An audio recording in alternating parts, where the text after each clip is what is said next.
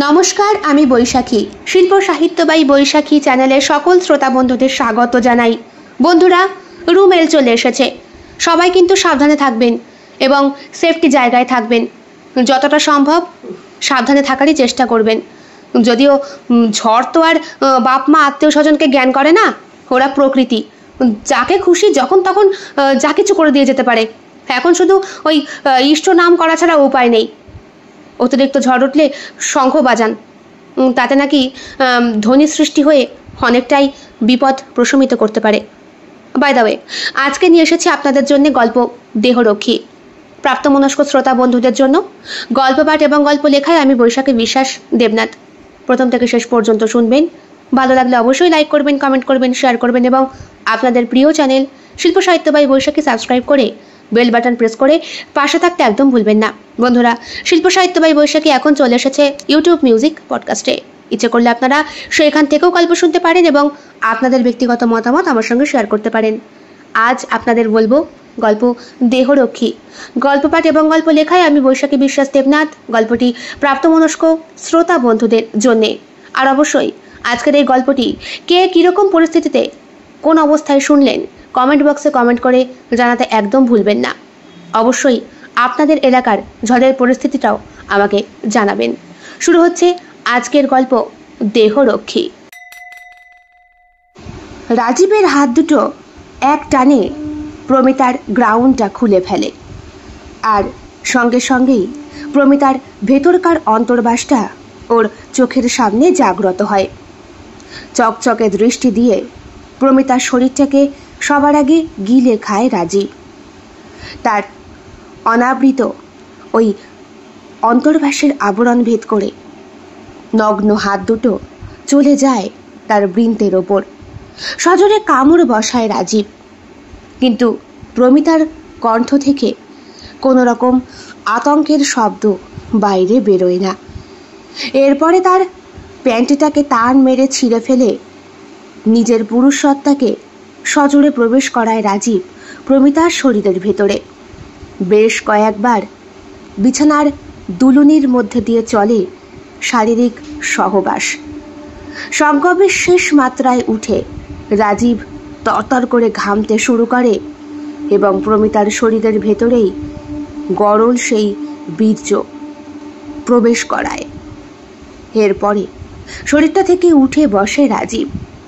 ঠান্ডা মাথায় বসে বসে চিন্তা করে পরবর্তী পদক্ষেপটা।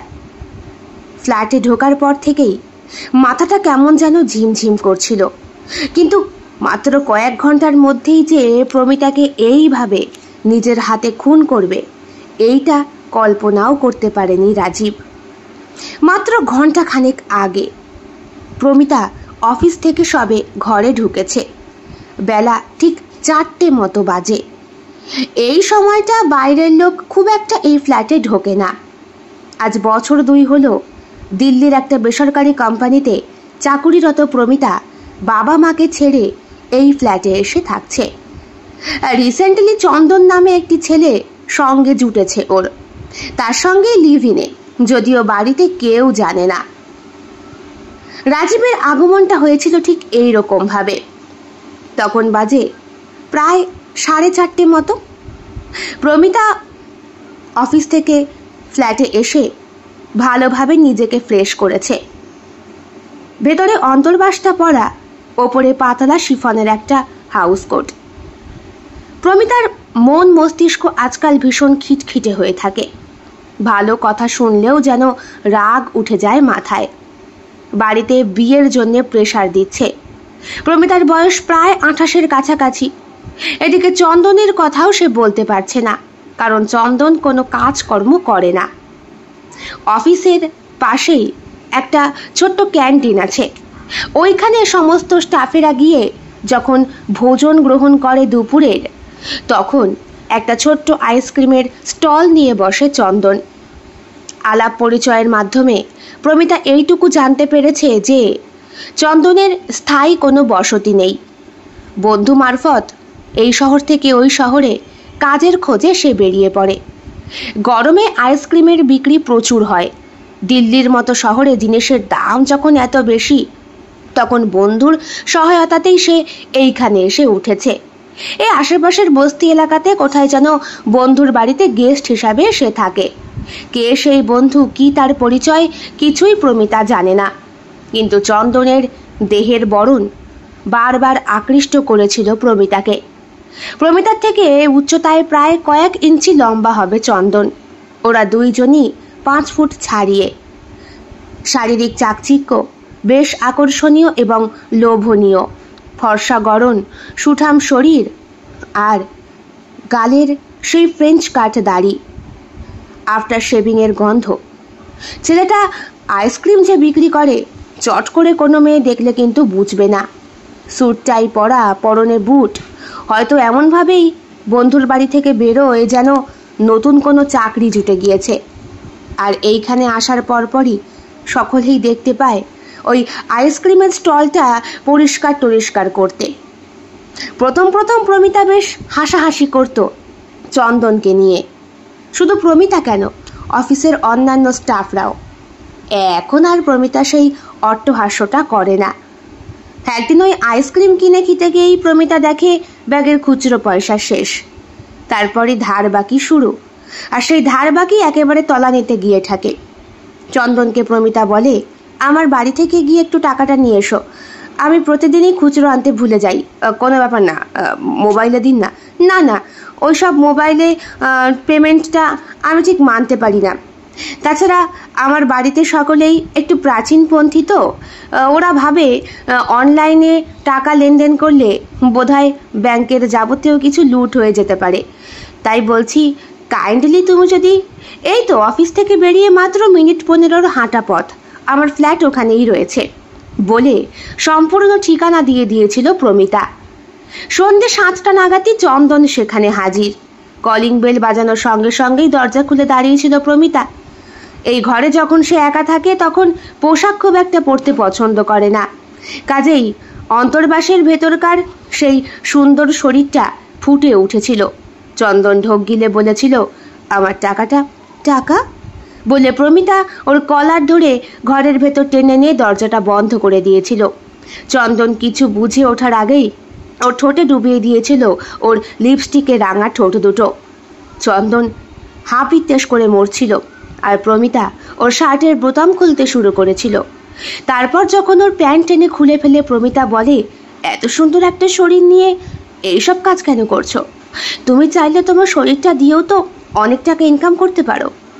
চন্দন তখন বুঝেছিল এই মেয়ে অন্য কোয়ালিটির মেয়েদের মতো নয়, বিশেষ করে পাঞ্জাবের ওর গ্রামের মেয়েদের মতো। ওরা খুব সরল হয় এবং বিদেশি ছেলেদেরকে ওরা খুব ভালোবাসে। ওদের শুধু একটি ইচ্ছে থাকে, যে কোনো বিদেশি যুবককে নিজে বিয়ে করা। তাই সেই রকমই একটি মেয়ে লক্ষ্মীকে পছন্দ করে রেখে এসেছিল চন্দন। তবে আসার 6 মাসের মাথাতেই লক্ষ্মীর কাছ থেকে ফোন আসে। জানতে পারে লক্ষ্মীর নাকি বিয়ে হয়ে যাচ্ছে কোন এক এনআরআই পাত্রের সাথে। বিয়ের পরে সেই পাত্র লক্ষ্মীকে নিয়ে চলে যাবে সুদূর বিদেশে। এই জীবনে আর দেখা হবে না। তাই হাতের কাছে এমন কোমল একটা নারী শরীর পেয়ে কোনো পুরুষ কি তার নিজের পাশবিক ইচ্ছেকে কখনো আটকে রাখতে পারে? নিষ্পেষিত হাত দুটো দিয়ে একটানে খুলে ফেলে চন্দন প্রমিতার অন্তর্বাসের আবরণটা।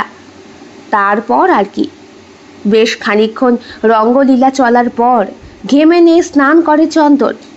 বলে, এইভাবে যে তুমি আমার আইসক্রিমের দাম দেবে আমি তো বুঝতে পারিনি। কেন বুঝুনি? আমি তোমার সঙ্গে একটা সম্পর্কে থাকতে চাই। সম্পর্ক কীরকম? দেখো, আমি সবসময় অফিসে থাকি, ঘরের কাজ কিচ্ছু করতে পারি না। তুমি তো একেই বেকার ঘুরে বেড়াচ্ছ, তাই ভাবছিলাম তুমি আমার সাথে আমার এই বাড়িতেই থাকো। আমার প্রয়োজনীয় যাবতীয় কাজগুলো তুমিই না হয় করবে, যেমন ঘর পরিষ্কার করা, আমার জন্য খাবার তৈরি করে রাখা। দেখো, তুমি কিন্তু নিজেকে আবার চাকর ভেবো না, বিনা পয়সার চাকর। চন্দন খানিকক্ষণ চুপ করে তাকিয়ে থাকে প্রমিতার দিকে। প্রমিতা জানে না চন্দন কোন বাড়ির ছেলে। পাঞ্জাবে যেখানে ওর পৈতৃক নিবাস, সেখানে মা আর বোনকে রেখে এসেছে।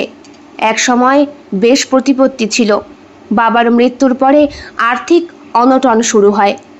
বোনের পড়াশোনা শিখে ওঠে, মাও কাজ শুরু করে, কিন্তু বোনটি যৌবন সমাগত এক যুবতী।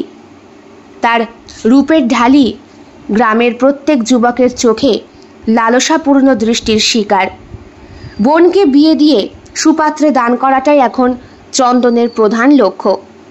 লক্ষ্মী জীবন থেকে চলে গিয়েছে, কিন্তু প্রমিতার মারফত যদি বোনের বিয়েটা উতরে যাওয়া যায়। বুঝতে পারছে খুব ভালো মতোই দাস হিসাবে প্রমিতা ওকে রাখতে চাইছে, সব রকমভাবে দাসবৃত্তি। অফিস থেকে ফেরার পর ওর ক্লান্তি নিবারণের জন্যে প্রত্যেক দিনই হয়তো চন্দনকে একেবারে নিঃশেষ করে দেবে প্রমিতা। তাতে ক্ষতি কি? দুটো শরীরের কাছাকাছি আসায় শারীরিক আনন্দের সঙ্গে সঙ্গে কিছুটা রোজগার। চন্দন হেসে প্রমিতার কোমরটা জড়িয়ে ধরে। চন্দনের বাঁ হাতের ওপরে মাথা দিয়ে প্রমিতা ওকে জড়িয়ে ধরে শুয়েছিল। এরপরে প্রমিতাকে আরেকটু কাছে টেনে ওর কপালে আলতো চুম্বন করে চন্দন বলে, তোমাকে তো প্রথম দিন থেকেই ভালোবাসি। তুমি যে কেন সেটা ফিল করো না? ফিল তো করতাম, কিন্তু বন্ধুদেরকে কি বলবো?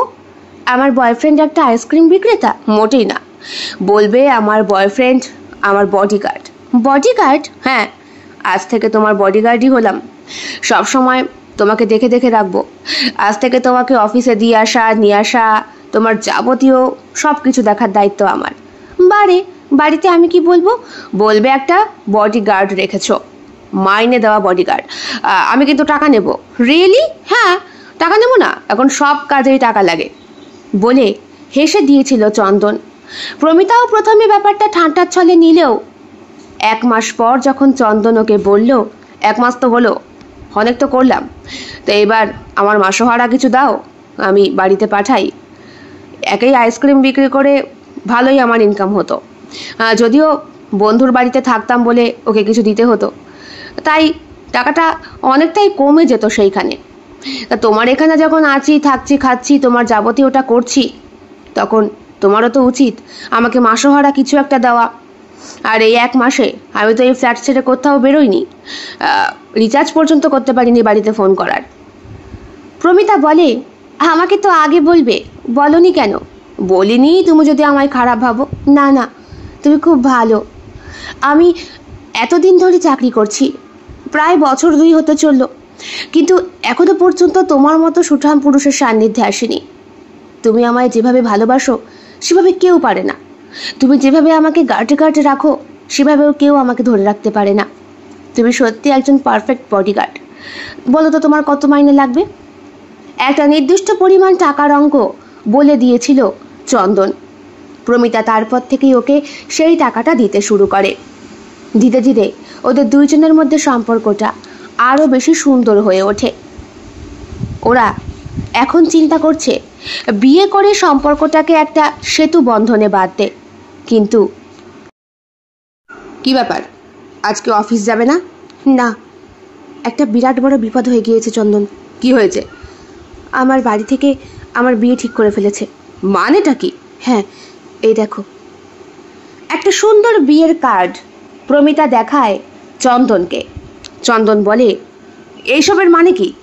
আমাদের সম্পর্কের কথা তুমি বলনি? তাছাড়া আমরা তো সিদ্ধান্ত নিয়েছি বিয়ে করব। সে তুমি আমি সিদ্ধান্ত নিয়েছি, আমার বাড়ি থেকে তো নেয়নি। রাজীবকে আমার বাবা খুব পছন্দ করে, বাবার বন্ধুর ছেলে, ওকেই আমার জন্য ঠিক করেছে। কিন্তু আমি ভেবেছিলাম রাজীবকে পুরো ব্যাপারটা খুলে বলার পর রাজীব হয়তো আমাকে ইগনোর করবে, কিন্তু বিষয়টা অন্যরকম হয়ে গিয়েছে চন্দন। মানে মানে 15 দিন আগে আমার সঙ্গে রাজীব দেখা করার জন্য অফিসে এসেছিল। আসার সঙ্গে সঙ্গেই আমি তোমার কথাটা ওকে জানিয়ে দিই। ও আমাকে বলে, ঠিক আছে, তোমার মতো সুন্দরীকে পাবার ভাগ্য যখন আমার হলো না, তখন আমি না হয় গিয়ে তোমার বাড়িতে বলবো, হ্যাঁ, তোমাকে দেখে আমার পছন্দ হয়নি। সত্যি Rajib? Thank you so much. তুমি প্লিজ এটাই কিন্তু বলো। আসলে বাবা যদি জানতে পারে আমি অফিসের এখানে এসে একটা বেকার ছেলের সঙ্গে ভালোবাসা সম্পর্কে জড়িয়ে পড়েছি, শুধু তাই নয়, আমি তার সঙ্গে এক ফ্ল্যাটে রয়েছি, 6 মাস হতে চললো, তাহলে বাবা আমাকে গুলি করে মারবে। আমি কতটা রক্ষণশীল পরিবারের মেয়ে তুমি তো সেটা জানোই। হ্যাঁ, সেইটা জানি বলেই তো তোমাকে ছবি দেখে পছন্দ করেছিলাম, কিন্তু এইখানে এসে সত্যিটা জানতে পেরে তোমাকে আমার আরো বেশি ভালো লাগছে। মানে মানে তুমি আমাকে ঠকাওনি। ইচ্ছে করলে তুমি আমাকে বিয়ের পর ঠকাতেও পারতে, কারণ আমি থাকতাম কলকাতা, তুমি থাকতে দিল্লি। অনায়াসেই তুমি তোমার পরকীয়া করতে পারতে, কিন্তু সত্যি কথাটা বলে তুমি আমার চোখ খুলে দিয়েছো। Thank you. তারপর তারপর জিজ্ঞেস করে চন্দন। তারপর আর কি, ও ফিরে যায়, আমাকে বলে ও নাকি বাবা মাকে সত্যিটা খুলে বলেছে। যদি ও সত্যিটা খুলে বলতোই তাহলে বিয়ের কার্ড কি করে ছাপানো হলো। দেখো, আর মাত্র দিন 4 বাকি। বাবা ফ্লাইটের টিকিট এমার্জেন্সি বুক করে আমাকে ফিরে যেতে বলেছে। আমি এখন কি করি বুঝতে পারছি না, কিচ্ছু বুঝতে পারছি না। তুমি রাজীবকে ফোন করো। করেছি, সে ফোন রিসিভ করছে না। আমি যে এখন কি করব। আমি একবার ট্রাই করে দেখব। তুমি তুমি কি করবে? সে তোমার ফোন ধরবে না। হ্যাঁ, আমার কথাই যখন রাখলো না, তখন তোমার কথা রাখবে কেন? তবুও আমি একবার যদি... না না চন্দন, আমি চাই না আমার জন্যে তুমি বদনাম হও। প্লিজ তুমি ওকে ফোন করো না। এরপরে চন্দন ওকে বলে, তুমি এক কাজ করো প্রমিতা, যা হয়েছে হয়েছে, তুমি আমাকে বরং ভুলে যাও। আর তার জন্যে আমাকে নগদ 15 লাখ মতো টাকা আমার নামে লিখে দাও।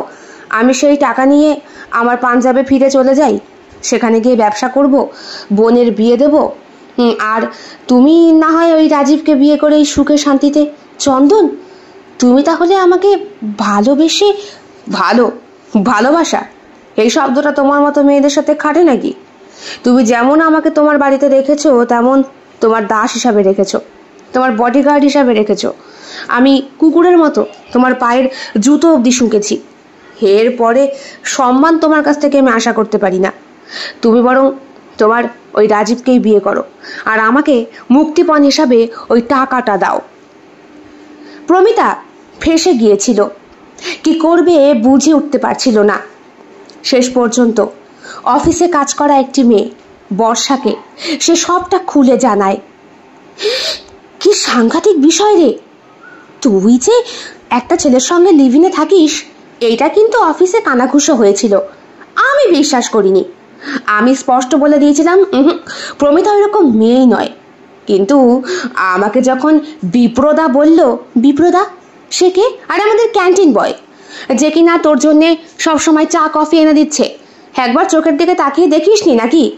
বিপ্র নামটা শুনে চেনার চেষ্টা করে প্রমিতা, কিন্তু মুখশ্রীটা নিজের মানসপটে কিছুতেই ভাসিয়ে উঠতে পারে না। হ্যাঁ রে, বিপ্র তোকে পাগলের মতো পছন্দ করে, কিন্তু কি বলতো, ওর স্ট্যাটাস আর তোর স্ট্যাটাস দুটোর মধ্যে আকাশ পাতাল পার্থক্য। কোনোদিন সম্ভব না, তাই তোকে বলার সাহসও জোগায় না। কিন্তু আমি হলপ করে বলতে পারি, ওই চন্দনা রাজীবের থেকে বিপ্রতকে সব থেকে বেশি পছন্দ করে। কিন্তু এখন উপায়টা কি? তুই আমাকে উপায় না বদলে কি প্রপোজাল দিচ্ছিস নাকি, যে সব কিছু ছেড়ে ছুড়ে এখন বিপ্রর সঙ্গে সম্পর্কে জড়াবো? হ্যাঁ, কি আমার মাথা নষ্ট হয়ে যাচ্ছে। বাবা বিয়ে ঠিক করে ফেলেছে, আর মাত্র 3 দিন বাকি। আমার তো এখনই রওনা হওয়ার কথা। আমি কিচ্ছু বুঝতে পারছি না, জাস্ট কিচ্ছু বুঝতে পারছি না। তুই কি সম্পর্কে জড়ানোর আগে একবারও রাজীবের কথা চন্দনকে জানিয়েছিলি? না, কি করে জানাবো? আমি কি জানি? ছেলেটা আমাদের বাড়িতে যাতায়াত করত, তখন আমি ছোট। হ্যাঁ, বাবা মা খেলার ছলে একদিন কথাটা বলেছিল, বড় হলে এই রাজীবদার সঙ্গে তোর বিয়ে দেব। সে তো নিতান্তই শিশুসুলভ কথা। বল, বড় হলে একে অপরকে আমরা পছন্দ করব কিনা, মনে রাখবো কিনা, এছাড়া ভালোবাসার মানুষ তো পরিবর্তন হতেই পারে, এইসব কথা কেউ দেয়? সেই ছেলে আমাকে যে মনে মনে ভালোবেসে মন কলা খাচ্ছে, এছাড়া তো আমি বুঝতে পারিনি। আর চন্দন চন্দন ওকেও যে আমি খুব একটা পছন্দ করি তা নয়।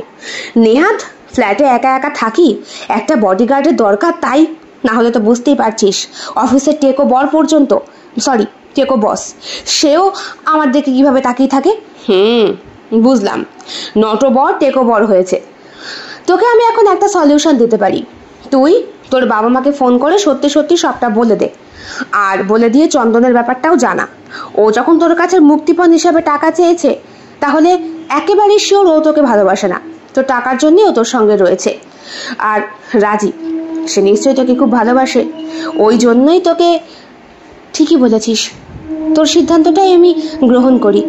কিন্তু কি বলতো, এতদিন যেহেতু চন্দনের সঙ্গে একটা সম্পর্কে ছিলাম, চট করে কি আর রাজীবের সাথে পারবো? তুমি যা মেয়ে, তুমি সব পারবা। কলকাতাতেও তুমি রঙ্গলীলা কম করে আসনি, সবই তো এখন শুনলাম। তোকে দেখে এরকম মনে হয় রে, তুই এত হারামি। বলে বর্ষা প্রমিতার পিঠে দুটো চাপড় মারে। ঠিক সেই মুহূর্তে ক্যান্টিন বয় বিপ্র সামনে এসে দাঁড়ায়। জিজ্ঞেস করে প্রমিতা কি খাবে। হাতের কনুই দিয়ে বর্ষা ইশারা করে প্রমিতাকে। প্রমিতা তাকায় বিপ্রর দিকে, ঢোক গেলে। আরে, সামনে এত সুন্দর একটা সুপুরুষ থাকতে এতদিন কার সঙ্গে সম্পর্কে জড়িয়ে ছিল প্রমিতা? কোথায় রাজীব, কোথায় চন্দন? বিপ্র দেখি সকলের থেকেই আলাদা, দেখতে শুনতে চেহারায় একেবারে অনবদ্য। তার উপরে ক্যান্টিন বয়ের কাজ শুধু নয়, সে আরো অনেক কিছুই করতে পারে। মোটামুটি বাড়িতে যদি বলার মতো কোনো পাত্র হয়ে থাকে, তাহলে চন্দনের জায়গায় বিপ্র যথেষ্ট সুন্দর ছিল। একটা কফি। বিপ্র ঘাড় নেড়ে অর্ডার নিয়ে চলে যায়। কিরে, বলেছিলাম না তোকে বিরাট ভালোবাসে। চোখ মুখ দেখে কি মনে হলো? এখন আর ভালোবাসি বা কি হবে বল? রাজীবকে এখন বিয়ে করতে হবে, ভালো করেই বুঝতে পারছি।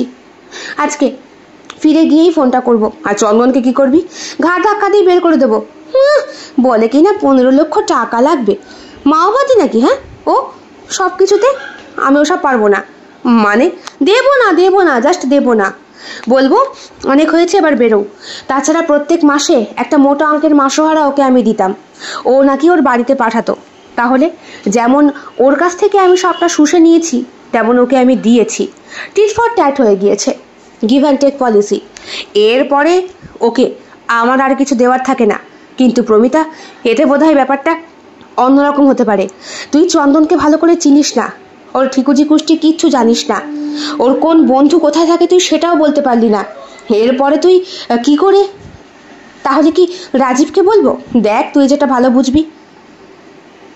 কফি খেয়ে যখন ক্যান্টিন থেকে ওঠে প্রমিতা, তখন বিপ্রর দিকে চোখে চোখ রাখে। বিপ্র বেশ লম্বা, ফর্সা গরম সুঠাম চেহারা, আর রাজীব আর চন্দনের থেকে সম্পূর্ণ আলাদা। চোখে একটা অল্প পাওয়ারের চশমাটা বিপ্রর দেহ বল্লরটাকে আরো বেশি লাবণ্যযুক্ত করেছে। সাদা শার্টে যেন আভা ভেসে উঠছে বিপ্রর সুঠাম শরীরের চারদিক থেকে। ঢোক গেলে প্রমিতা। বিছানায় কম পুরুষের সঙ্গে সে শোয়া বসা করেনি, এই বাকি থাকলো একে আজকে রাতের মতো ডেকে নিলে কেমন হয়। একটা ছোট্ট কাগজে নিজের সেলফোন নাম্বারটা লিখে টেবিলের ওপরই রেখে দিয়ে যায় এসে আবার প্রমিতা। চোখে ইশারা করে বিপ্রকে এবং হাতে দেখায় কলমি। বাড়িতে ফিরে এসেছে প্রমিতা। এই তো মাত্র আধ ঘন্টা মতো হলো। এরই মধ্যে দরজায় কলিং বেলটা বেজে ওঠে। কে? ম্যাডাম, হাউসকিপিংয়ের জন্য এসেছি। বাবা, এখন? সকাল সকাল আসার কথা ছিল তো। এসেছিলাম, আপনি বাড়ি ছিলেন না। আপনি বুঝি নতুন এসেছেন? হ্যাঁ, সম্পূর্ণ নতুন। বলে ওই ব্যক্তি দরজার বাইরে দাঁড়িয়ে থাকে। বলুন, আমি এইমাত্র তো এলাম, একটু পরে আসতে পারবেন না? আপনি আপনার কাজ করুন না, আমি হাউসকিপিংয়ের কাজটা করে দিয়েই জাস্ট চলে যাব। মাথায় টুপি পরা, পরনে হাউসকিপিংয়ের পোশাক, হাতে একটা বালতি রয়েছে, আর রয়েছে একটা ঘর মোছার জিনিস। তার সঙ্গে সঙ্গে আরও টুকিটাকি কয়েকটা, যেগুলো সাজানো রয়েছে এই ব্যক্তির হাতের কাছে। সবটা ঠেলে ঘরের ভেতর ঢোকার জন্যে ব্যক্তি যেন উন্মুখ। এই সময়টায় ফ্ল্যাটের দারোয়ানটাও থাকে না, সে কোন এক মন্দিরে যায়। আর বাদবাকি যারা, তারা কেউ কেউ অফিস ফেরত, কেউ কেউ আবার স্কুল থেকে বাড়ি ফিরছে। ফ্যামিলি নিয়ে তো অনেকেই বসবাস করে, এই সময়টায় নিঝুম থাকে। প্রমিতা তখনও পোশাকটা পরিবর্তন করতে পারেনি। বলল, ঠিক আছে, আপনি ভেতরে আসুন। চশমা পরা, এক মুখ দাড়ি, মাথার মধ্যে পরনের সেই টুপিটা, সব কিছুর আড়ালে লুকিয়ে থাকা মুখটা কিছুতেই প্রমিতা দেখতে পারে না। দেখার চেষ্টা করে উকিঝুঁকি মেরে, কিন্তু পারে না। লোকটি ওনার সরঞ্জাম নিয়ে ঘরের ভেতরে ঢোকে। প্রমিতা বলে, আপনি আপনার কাজ করুন, আমি একটু ফ্রেশ হয়ে আসি। এই বলে সে বাথরুমের দিকে ঢুকতে যাবার আগে নিজের সেলফোনটা এবং টাকার ব্যাগটাকে লকারে ঢুকিয়ে রেখে যায়। বেডরুমের দরজাটা বন্ধ করে দেয় ভেতর দিক থেকে। সেখানকার লাগোয়াই রয়েছে তার বাথরুম। একবার বাথরুমে ঢুকলে প্রমিতার নেই নেই করে প্রায় ৮ ঘন্টা মতো সময় লাগে। স্নান করতে করতে প্রমিতা ভুলেই গিয়েছিল ঘরের ভেতরে উপস্থিত দ্বিতীয় সেই ব্যক্তির কথা। চন্দনকে বাড়ি আসার পর থেকে দেখতে পাচ্ছে না। সকালবেলায় সেই কথা শোনার পরই চন্দনের সাথে একটু কথা কাটাকাটি হয়েছিল। প্রমিতা তখনই বলেছিল, ছোট লোকদের এই জন্যই আগে থেকেই তাদের অকাজটা দেখিয়ে দিতে হয়। তুমি যে কি সেই পরিচয়টা তুমি দিলে। মুখ সামলে কথা বলো প্রমিতা। আমি কোন বংশের ছেলে তুমি জানো? এই তুমি জানো আমি কোন বংশের মেয়ে? সেটা তোমাকে দেখলেই বোঝা যায়। একটা কাম পিপাসু নগ্ন মেয়ে ছেলে তুমি। প্লিজ প্লিজ চন্দন, আমি যখন তোমার ওপরে ঝাঁপিয়ে পড়েছিলাম তখন তুমি কেন আমাকে আটকাতে পারোনি? তুমি তো তোমার পুরুষত্ব আমাকে না দেখিয়ে তুমি সতীত্ব দেখাতে পারতে। সেটা হয় না। কেন হয় না? সেটা হয় না বললাম তো। হো, তোমাদের বেলায় দোষ নেই আর আমার বেলাতেই দোষ বলেছিল প্রমিতা। বেরিয়ে যাও, এই মুহূর্তে বাড়ি থেকে বেরিয়ে যাও, কখনো বেরোবে না। মানে তুমি কি আমাকে ব্ল্যাকমেল করছো? প্রয়োজনে তাই করবো। আমার সঙ্গে এতগুলো দিন তুমি কি ছিনালিপানা করেছো? বলে ওঠে চট করে চন্দন। রাগে প্রমিতার হাতটা উঠে যায়। চন্দনকে ঠাঁটিয়ে একটা চড় মারে সে। চন্দন ফুঁসতে ফুঁসতে বলে, খুব খারাপ করলে, তুমি খুব খারাপ করলে। আমি তোমার কি করতে পারি? কি করবে তুমি? কি করবে? খুন করবে? এই তো, ওইটুকুই তো পারো। আমি 1 পয়সাও তোমাকে দেব না। ভুলে যেও না, তোমার ব্যাংকের নাম্বার, তোমার সইটা পর্যন্ত আমি নকল করতে পারি। হঠাৎ করে মনে পড়ে যায় প্রমিতার একদিন অত্যাধিক পরিমাণে সহবাসের মিলনের আনন্দে আহ্লাদিত হয়ে প্রমিতা হেসে হেসে কথাটা চন্দনকে বলেছিল। চন্দনের পুরুষালী বুকের মাঝখানে মাথা রেখে, আমার যদি কিছু হয়ে যায় তখন আমার জমানো টাকাগুলো কে নেবে? একেই আমার সিঙ্গেল অ্যাকাউন্ট, তোমার সঙ্গে এখনো জয়েন হয়নি। সামনের মাসেই ব্যাংকে গিয়ে অ্যাপ্লাই করব, বুঝলে? তুমি বরং আমার অ্যাকাউন্ট নাম্বারটা জেনে নাও। আর শোনো, আমার সইটা নকল করতে শেখো, বুঝলে? তোমার সই নকল করব, পরে তুমি তো আমাকে বিপদে ফেলবে। কিরকম? হ্যাঁ, পরে বলবে আমি সব হাতিয়ে হুতিয়ে নিয়েছি। আরে না না, পাগল, তা কেন বলবো? এরপরে প্রমিতা সেই নেশার ঘরেই ভুল কাজটা করে বসেছিল। ব্যাংকের যাবতীয় নথিপত্র দেখিয়ে দিয়েছিল চন্দনকে। আর সেইখানেই প্রমিতার জমানো মোটা অঙ্কের অনেকগুলো টাকার পরিমাণ জানতে পেরে গিয়েছিল চন্দন। বুঝেছি, তোমাকে বিশ্বাস করে আমি যে কাজটা করেছি তুমি তার সুযোগ নিচ্ছ। যদি তাই মনে করো তবে তাই। তোমার মতো মেয়ে ছেলের কাছে এটা অনেক। চন্দন, একটা চর খেয়ে পোষালো না? দারোয়ানকে ডাকবো? ঘাড় ধাক্কা দিয়ে বের করে দেবো? থাক, তার প্রয়োজন নেই। তবে তুমি আমাকে শুধু শুধু নষ্ট করলে। কথাটা বলেই চন্দন ঘর থেকে বেরিয়ে গিয়েছিল।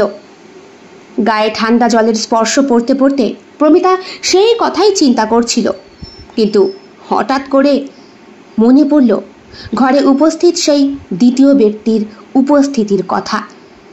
দরজা খুলে প্রমিতা যখন বেরোয় তখন ওর অন্তর্বাস আর তার ওপরে একটা পাতলা শিফনের নাইটি।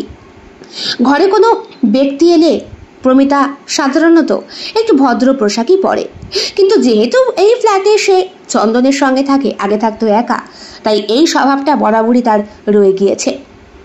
এক্সকিউজ মি, আপনার কাজ হয়েছে? ঘরের ভেতর থেকে কোনো রকম শব্দ ভেসে আসে না। প্রমিতা একটু ভয় পায়। লকার খুলে নিজের মোবাইলটা বার করে, আবার বন্ধ করে দেয়। হাতে মোবাইলটা নিয়ে নাম্বার ডায়াল করতে যাবে এমন সময় লোডশেডিং হয়ে যায়। প্রমিতা বাইরের জানলা দিয়ে লক্ষ্য করে শহরের প্রত্যেকটা ফ্ল্যাটে আলো জ্বলছে। শুধু শুধু কি এখানকার পাওয়ার অফ হয়ে গেল নাকি? দারোয়ান, দারোয়ান! জানলা দিয়ে মুখ বাড়িয়ে অনেকবার ডাকে প্রমিতা, কিন্তু কোনো রকম সাড়া পায় না। হে কি, লোকটা এখনো মন্দির থেকে ফেরেনি? ইস, খুবই কাইন্ড অফ হলো। আপনার কাজ হয়েছে? এক্সকিউজ মি বলে প্রমিতা চিৎকার করে বেশ কয়েকবার ডাকে, কিন্তু কোনো রকম সারা শব্দ পায় না সে। এরপর মোবাইলের ফ্ল্যাশ লাইটটা অন করে এবং ঘরে খুঁজতে শুরু করে। 2টো রুম আছে, একটা কিচেন আছে, পায়খানা বাথরুমটা ওর বেডরুমের সঙ্গে, আর একটা ব্যালকনি, জাস্ট ছোট্ট একটুখানি রাউন্ডের মধ্যে। অথচ এখন ওই ছোট্ট রাউন্ডের মধ্যে ঘরটাকেই বিরাট বড় প্রাসাদের মতো মনে হচ্ছে। প্রত্যেকটা পদক্ষেপেই যেন এক একটা ঘরকে মনে হচ্ছে অনন্তবিহীন কোনো মহাকাশ যাত্রার মতো। হঠাৎ করে পায়ের কাছে একটা কাঁচের টুকরের মতো কিছু একটা বেঁধে বলে ওঠে প্রমিতা। ফ্ল্যাশ লাইটটা নিচে ফেলে দেখে গ্লাস ভেঙে পড়ে রয়েছে।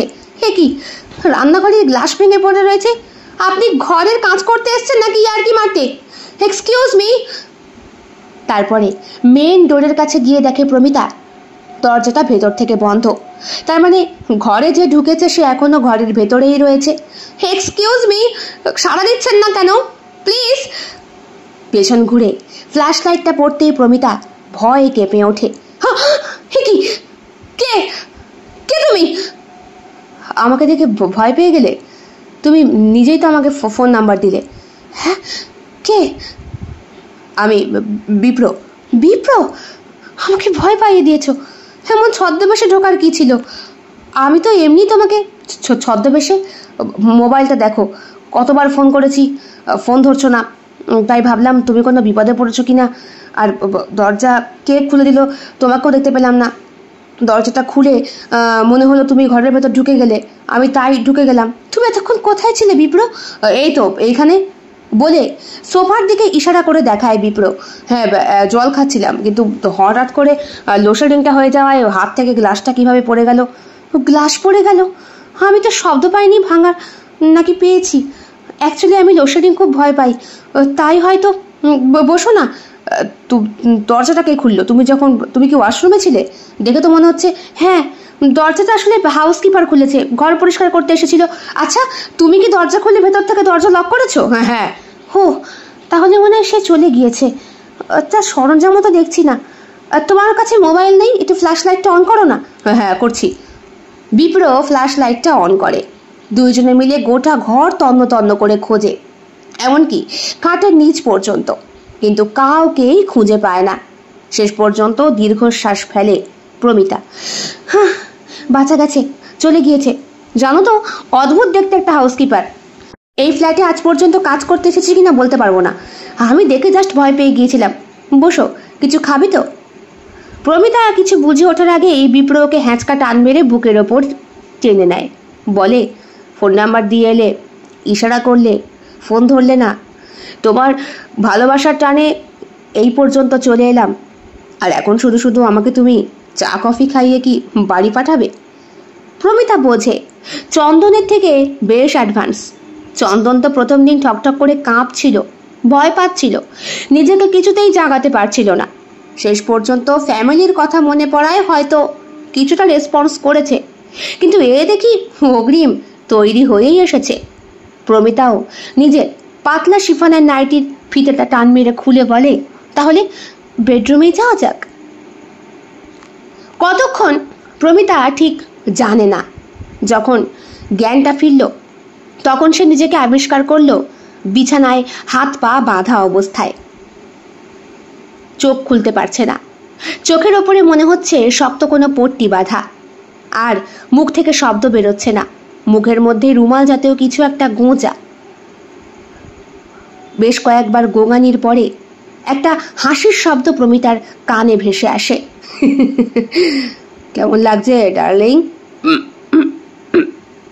করে লাভ নেই। ঘাড়ের কাছে ছোট্ট একটা ইঞ্জেকশন দিয়েছিলাম, মশার কামড় ভেবে চুলকে নিয়েছ, তারই অ্যাকশন। জাস্ট কিছুক্ষণ তুমি অজ্ঞান থাকবে। আর তোমার অ্যাকাউন্টটা, ওটা তো আগেই হ্যাক হয়ে গিয়েছে, চন্দন করছে। আর আমি লকারে যা আছে সেগুলো নিয়ে জাস্ট পালাবো, আর কিচ্ছু করবো না তোমাকে। তাছাড়া তোমার এই নষ্ট শরীরটা কে গ্রহণ করবে? একেই তুমি 12 ভাতারি মেয়ে ছেলে। প্রমিতা বেশ কয়েকবার গোঙায়, কথা বলে না। বিপ্র বলে, আমি চন্দনের বন্ধু হই। ব্যাটাকে অনেক খুঁজেছিলাম, কার কাছে গেছে, কোথায় গিয়ে থাকছে কিছুই বুঝতে পারলাম না। ছেলেটা ভালো পরিবারের ছেলে, তোমার মতো একটা 12 ভাতারির সঙ্গে মিশে নষ্ট হয়ে গেল। শেষে দুপুরবেলায় মরতে যাচ্ছিল রেল লাইনে, আমি জাস্ট গিয়ে ধরে ফেলেছিলাম। তখনই গিয়ে জানতে পারলাম তোমার কথা। দুজনে মিলে ঠিক করলাম, আসলে আমরা দুইজনই কম্পিউটার ইঞ্জিনিয়ার নিয়ে পড়াশোনা করেছি। চাকরি নেই তাই বেকার হয়ে ঘুরে বেড়াচ্ছি বস্তি এলাকায়। ওখানে আমার ফ্যামিলি বলতে কেউ নেই, ওরও কেউ নেই, আমাদেরকে চেনারও কেউ নেই।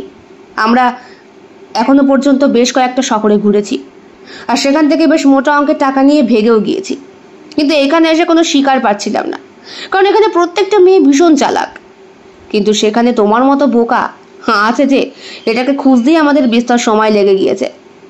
চন্দন তোমার অ্যাকাউন্টটা হ্যাক করে ফেলেছে, বেশ মোটা অঙ্কের টাকাও সেখান থেকে উঠে গিয়েছে। আমি এসছি বাকিটুকু হাতাতে। হ্যাঁ, ভাগ্যিস ওই হাউসকিপার টিপার না কে বেশ বললে, সে ছিল। সে থাকা ধরনই তো দরজাটা খোলা পেলাম, না হলে তো তুমি ফ্রেশ হয়ে দরজা খুললে কাজটা করতে এতটা সহজ হতো না। আর এই লোডশেডিংটাও বোধহয় সেই করেছে। এখন আমি জাস্ট হালকা করে হাতটা মেরে কেটে উঠব। প্রমিতা তখনও গো গো করছে, কিন্তু নড়ে উঠতে পারছে না। কতক্ষণ প্রমিতা জানে না, তবে সত্যি সত্যি যখন ওর দরজা খুলে চলে যাওয়ার পদশব্দ সে পেল, তখন সে নিশ্চিন্ত হলো। চোখের বাঁধন আর মুখের বাঁধনটা খোলা থাকলে এতক্ষণে প্রমিতা উঠে বসতে পারত, কিন্তু সেই ঘুরে তো বাড়ি। আধ ঘন্টা মতো পরে ঘরের দরজাটা খুলে কে যেন আবার ভেতরে ঢুকেছে। এখন বোধহয় কারেন্ট এসেছে, বেশ আলোকিত মনে হচ্ছে চোখ বাঁধা সত্ত্বেও। গোঁ গোঁ করে গোঙালো প্রমিতা। উপস্থিত সেই ব্যক্তি ওর হাতে পায়ের বাঁধন খুলে দিয়ে চোখটা খুলে যখন মুখের ভেতরে গুজে রাখা ওই শক্তপোক্ত কাপড়টা সরালো, তখন প্রমিতার সামনে বসে থাকা সেই ব্যক্তিকে জড়িয়ে ধরে কান্নাকাটি করতে শুরু করলো। Thank you Rajib, thank you so much, তোমার জন্য বেঁচে গেলাম। বাবা, কি হয়েছে? দরজা টরজা খোলা, ভর সন্ধেবেলা, তুমি বিধ্বস্ত অবস্থায় বিছানায় বাঁধা। তোমার কেউ কোনো ক্ষতি করেছে প্রমিতা? আমাকে বলো, শুধু তার নামটা বলো, আমি তার গর্দান কেটে তোমার পায়ে এসে পায়ে সমর্পণ করব। রাজীব প্লিজ, আমাকে একটু ধাতস্থ হতে সময় দাও প্লিজ, একটু জল। এক গ্লাস জল এনে রাজীব ওকে খাওয়ায়। তুমি তুমি এখানে? হ্যাঁ, আমাদের এমার্জেন্সি ফ্লাইট রয়েছে, তোমাকে নিয়ে যেতে এসেছি। কদিন পর আমাদের বিয়ে, তুমি ফোন ধরছো না। বাড়িতে খুব টেনশন করছিল সকাল থেকে, তাই। হ্যাঁ তাই তো, আজকে বাবা মার সাথেও কথা বলা হয়নি, তোমাকেও ফোন করতে পারিনি। আমি তোমাকে খুব ভুল বুঝেছিলাম রাজীব, আমার জীবনে তুমি আইডিয়াল। মানে মানে তোমাকে বলেছিলাম না চন্দনের কথা, সে আমাকে ঠকিয়েছে, আমার অ্যাকাউন্ট হ্যাক করেছে, আমার যাবতীয় টাকা পয়সা লুটপাট করে নিয়েছে। আমি আমার নিজের সইটা ওকে শিখিয়েছিলাম, ব্যাস তাই দিয়েই। ইস, এসব জঘন্য কাজ কেউ করে? কত টাকা ছিল সেটা জেনে তোমার এখন কি লাভ? না মানে একটা অ্যামাউন্ট জেনে রাখাটা ভালো। ও, তার মানে তুমিও আমাকে নয়, আমার টাকাকে পছন্দ করো? এ বাবা, আমি তা কখন বললাম? তোমাকে সেই ছোট্টবেলা থেকে দেখছি, তোমায় খুব পছন্দ করি। যে টাকা নিয়েছে, তোমাকে তো জীবনে তো মেরে ফেলেনি, আর তো কোনো ক্ষতি করেনি তোমার। ক্ষতি বলতে লিভ ইন থাকতে গেলে যা ক্ষতি হয় তা তো হবেই। মানেটা খুব স্বাভাবিক, মানেটা তুমি খুব ভালো করেই বোঝো, ভেঙে নিশ্চয়ই বলতে হবে না। আর কে? বিপ্র। এটা আবার কে? ও আমার কোনো ক্ষতি করেনি, ও আর চন্দন যুক্ত ছিল, ওরা দুইজনে মিলিয়ে আমাকে নিঃস্ব করে ছেড়েছে, শারীরিকভাবে আর আর্থিকভাবেও। আর এখন মানে এখন কি মানে? এখন মানসিক শান্তির জন্য তুমি আছো। তাই? হ্যাঁ, চাকরিটা তো আমি ছাড়ছি না, টাকা আমি ঠিক ইনকাম করতে পারবো। অনেক পুরুষের সঙ্গে মেলামেশা করেছি, কিন্তু এমন বিভৎস চেহারার পুরুষ মানুষ আমি এই প্রথম দেখলাম জীবনে। আমি খুব ভয় পেয়ে গিয়েছি রাজীব, খুব ভয় পেয়ে গিয়েছি। জানো তো, হাউসকিপারের রূপ নিয়ে এসেছিল, ওটা বিপ্রই ছিল। কারণ ও যখন আমার ঘর থেকে আমার সব কিছু নিয়ে বেরিয়ে গেল, তখন ওই বিছানার পাশে রাখা ওর হাউসকিপিংয়ের বালতিটা, ওইটা কিন্তু ও নিতে ভোলেনি। দেখো। বাহ, চোখ খোলার সঙ্গে সঙ্গে সেগুলোও দেখে নিয়েছো? হ্যাঁ, কেন বলো তো? তুমি খুব ঢেমনি জাত, বলে রাজীব। প্লিজ মুখ সামলিয়ে মানে? ঢেমনি ছাড়া তোমাকে কি আখ্যান দেব? সেই ছোট্টবেলা থেকে তোমাকে ভালোবাসি, একটু একটু করে চোখের সামনে তোমাকে বড় হতে দেখলাম। কাকাবাবুকে বললাম বিয়েটা করে নিতে, দিয়ে দিতে তোমার যখন 18 হলো। কাকাবাবু বললেন মেয়ে আমার স্বাধীন চেতা, সে চাকরি করবে, তিনি সেটাই চান। এবার বাপের ওপরে তো আর বাটপাড়ি মারতে পারি না। হলো, পড়াশোনা হলো, মেয়ের চাকরি হলো, কলকাতা অবধি ঠিক ছিল। তারপরে যখন জানতে পারলাম আমার এক বন্ধু রঙ্গনের সঙ্গে তুমি নাচানাচি শুরু করেছো, মাথাটা বিরাট খারাপ হয়ে গিয়েছিল। রঙ্গনকে জাস্ট কয়েকটা বাজে কথা বলে বললাম সরে যেতে। সে ছোড়া তো সরার পাত্র নয়। রঙ্গন রঙ্গন রঙ্গন তো মার্ডার হয়েছিল। এক্স্যাক্টলি। তোমার কাছে গুড়গুড় করা যাবতীয় ভ্রমরকে আমি এই ফু মেরে উড়িয়ে দিই। তুমি? হ্যাঁ, রঙ্গনকে ডেকে নিলাম বারে, ভরপেট মদ খাওয়ালাম, খাইয়ে ওকে হালকা করে শুইয়ে দিয়ে আসলাম রেল লাইনের ওপর। সালা এতটাই নেশার করেছিল, রেলের বাতি আর প্রদীপের বাতির মধ্যে পার্থক্য খুঁজে পাচ্ছিল না। ট্রেনটা হালকা করে ওর গলাটা ওর বডি থেকে আলাদা করে দিল। ব্যাস, বেঁচে গেলাম। কিন্তু কিন্তু ব্যাপারটা তো এরকমভাবে রটেনি, তো রটানো হয়নি, কারণ রঙ্গনের বাবা বিরাট বড় ব্যবসায়ী। ছেলের এরকম অপমৃত্যুটা উনি ঠিক মেনে নিতে পারেনি। ব্যাপারটাকে একটা সুইসাইড বলে নয় চালান করে দিল। বললো মেয়েদের সঙ্গে লাইন ছিল তাই। তুমি এগুলো কি বলছো রাজীব? ঠিক বলছি। তোমার চারিদিকে আমি তোমার বডিগার্ডের মতো থাকতাম। তুমি কখন কি করছো, কোথায় কার সাথে মিশছো, সবটা পুঙ্খানুপুঙ্খ পাবে। কিন্তু রাত্রেবেলা বিছানায় তুমি কার সঙ্গে শোবে, কাকে তুমি তোমার শরীর দেবে, তুমি সালা হেভি খানকিচিস, জানো তো? সত্যি এক একদিন এক একজনকে লাগতো তোমার। হ্যাঁ, এই আমি কম ছিলাম, বিয়েটা করলেই তো হয়ে যেত। এত কিসের খাই বলো তো তোমাদের? হ্যাঁ, বাবা মা দিয়েছে তোমাদের পূর্ণ স্বাধীনতা, তাই বলে কি সেটার অপব্যবহার করবে? আর পৃথিবীতে অনেক ভালো মেয়ে আছে, চাকরি বাকরি করছে, মা বাবা থেকে দূরে রয়েছে, অথচ সংস্কার সংস্কৃতিকে ভোলে না। আর তোমরা সালা উচ্চপদস্থ মেয়েগুলো রক্ষণশীল পরিবারের হয়েও সেগুলোর বদনাম ছড়াতে এতটুকু পিছপা হও না। এরপরে তুমি মেলামেশা শুরু করলে কার সঙ্গে? না ওই ভিখারি যাত্রার সাথে, চন্দনের সাথে।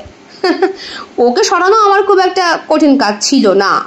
ওকে টাকার অফারটা আমিই দিয়েছিলাম, রাজি হয়েছিল, তবে 10 লাখে। তোমার কাছে সে 15 লাখ বলেছে। এরপরে তুমি গেলে তোমার বন্ধু বর্ষার কাছে, আর বর্ষা তোমাকে সলিউশন দিল বিপ্রর কাছে যাবার।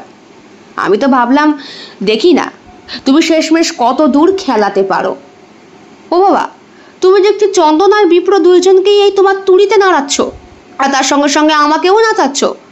এত কিছু হয়ে গেল, তারপরেও তুমি সত্যি কথাটা আমাকে বললে না। চন্দনের সঙ্গে তুমি লিভ ইনে আছো, আর লিভ ইন কথাটার মানে কি আমি খুব ভালো করেই জানি। আমি ভাত খাই, ঘাস খাই না, কিন্তু আমি গ্রাহ্য করিনি। বিশ্বাস ছিল তোমার ওপরে। তোমার বাড়িতে তোমাকে বিয়ে না করার কথাটা বলার মতো সাহস আমার ছিল না, কারণ তোমাকে আমি খুব ভালোবাসতাম, খুব। হা করে কথাগুলো শোনে প্রমিতা। মুখটা বন্ধ করো, মশা ঢুকে যাবে। আমি বুঝতে পারছি না, তুমি তাহলে এতক্ষণ ধরে সবটা তুমি? আমি নিজের চোখে দেখেছি। হাউসকিপিংয়ে ওই ঘরে বিপ্রয় ঢুকেছিল, এটা একদম সত্যি কথা। আর তোমার অ্যাকাউন্ট সব হ্যাক হয়েছে, এটাও সত্যি কথা। এখন কথা হচ্ছে তোমাকে নিয়ে কি করা যায়। মানে দেখো, চন্দনকে তুমি তোমার বডিগার্ড হিসাবে রেখেছিলে, তোমার রক্ষীর কাজ করেছে। দেহকে শুধু রক্ষাই করেনি, সব রকমভাবে প্রোটেক্ট করেছে। মাসান্তে কতবার যে বেচারা মেডিসিনের দোকানে যেত পাওয়ারের ওষুধ খেতে, আর ক প্যাকেট যে নিরোধক কিনতো আমি তো দেখতাম। তুমি কি নিজের কাজকর্ম ফেলে এখানে? যাকে ভালোবেসেছি তাকে পুঙ্খানুপুঙ্খভাবে দেখে রাখার দায়িত্বটা তো আমার, প্রমিতা। তাই তুমি এই দিল্লিতে আসার পরই তোমার পেছনে আমি গুপ্তচর লাগিয়েছিলাম। সে আমাকে তোমার যাবতীয় দিনে তাওয়াত খবর দিত, সবটা। তোমার খাওয়া দাওয়া, তোমার ডাক্তার দেখানো, তুমি কখন কোন পার্লারে যাচ্ছ, চুল কাটাচ্ছ, পেটিকোর করাচ্ছ, ইভেন প্রত্যেকটা খবর। এমনকি এখানে এসে তোমার অফিসের বস নটবরকে কবজা করে 1 মাসের মধ্যে যে তুমি প্রেগনেন্ট হয়ে বাচ্চা নষ্ট করেছো, এই খবরটাও আমি জানতাম। এদিকে দেখো, তোমার অফিসের কোনো স্টাফ জানে না, নটবর জানে। আর সেই জন্য নটবর তোমাকে বিয়ের প্রস্তাব দিয়েছিল, তুমি ইগনোর করলে কেন? নটবর বস হতে পারে, শরীর ভালো হতে পারে, অর্থ হতে পারে, কিন্তু সে দেখনাই নয়। তোমার দেখনাইও চাই, তোমার টাকাও চাই, তোমার শরীরও চাই। এদিকে তুমি একটা নষ্টা। তুমি নিয়ে কি করা যায় বলো তো? তোমাদের মতো মেয়েদের জন্য না ভালো ভালো মেয়েগুলোর বদনাম হয়, ওরা ভালো পাত্র পায় না। আর তোমরা শিক্ষিত সুন্দরী নারী, এই যে তোমার ঠোঁটের ওপরে তিল, এই যে তোমার কোকড়ানো চুল, এই যে তোমার সুন্দর শরীরটা, তোমার সুঠৌল বুকটা, তোমার ভারী নিতম্বটা, পাতলা কোমরটা, আর এই পেট, সবটাই এতটাই আকর্ষণীয় যে কোনো মেয়েই তোমাকে দেখলে ঈর্ষান্বিত হবে। ভালো কাজে না লাগিয়ে খারাপ কাজে লাগানো তোমাদের নেশা। আমি কিছু বুঝতে পারছি না রাজীব। বুঝতে পারছো না? এক্ষুনি পারবে। লোডশেডিং এর সময় ওই পায়ের তলায় কাঁচ ফুটেছিল না? ঠিক সেই মুহূর্তেই তোমার ঘাড়ের কাছে ইঞ্জেকশনটা পুশ করা হয়েছে। তোমার যখন সেন্স হলো তুমি তখন ঘাড়ে হাত দিলে, দেখলে, ভাবলে মশা, আর তারপরে সেই ওষুধটা তোমার শরীরে কাজ করতে শুরু করলো, তুমি অজ্ঞান হয়ে গেলে।